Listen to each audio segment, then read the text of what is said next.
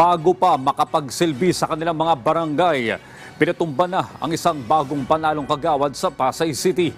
Ang pamamaslang ginawa pa mismo sa Barangay Hall. Ang sentro ng balita mula kay Bien Manalo.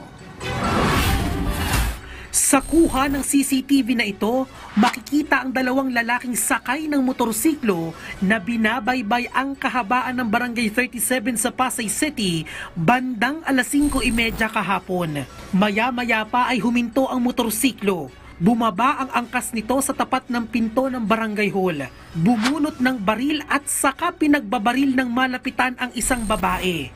Humandusay ang biktima matapos barilin sa batok na tumagos sa kanyang leeg. Ang biktima ay kinilalang si Lina Camacho, 58 taong gulang at 13 taon ng treasurer o ingat yaman ng barangay. Napag-alaman ding si Camacho ay bagong halal na kagawad nito lamang nagdaang barangay at sangguniang kabataan elections. Nakareceive ng tawag yung aming opisina sa CCP complex tungkol sa isang shooting incident. Sa pag-responde, agad hinabol yung mga suspect.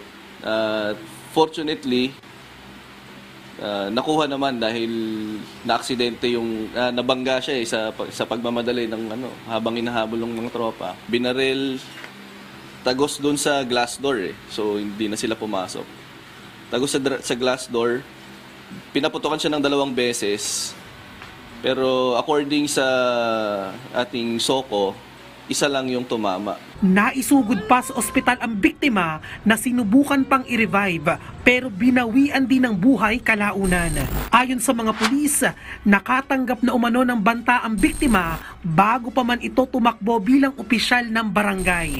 Iba't ibang anggulo rin ang tinitingnan ng pulisya sa pamamaslang. Isa sa mga anggulo na tinitingnan is yung sa politika dahil bago siyang elected na barangay kagawad nung Barangay 37. Isa din sa nabanggit, posibleng anggulo din yung sa mga pautang o sa negosyo. Nadakip sa ikinasang manhunt operation ng Pasay City Police ang isa sa mga sospek na kinilalang si Vladimir Catubay, 27 taong gulang na residente rin ng Pasay City. Pero nang tanungin si Catubay hinggil sa nagawang krimen, wala po no-comment po sa pamilya po. Hindi po sa pamilya, pasensya po. Hindi sa nangyari.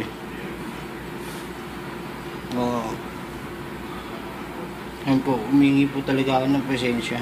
Na-recover sa suspect ang motor na ginamit sa krimen, helmet at mga personal na gamit. Nakakulong na sa Pasay City Police Station Custodial Facility si Catubay habang tukoy na ang pagkakakilanlan ng gunman na patuloy pa ring tinutugis ng mga otoridad. Bien Manalo para sa Bayan.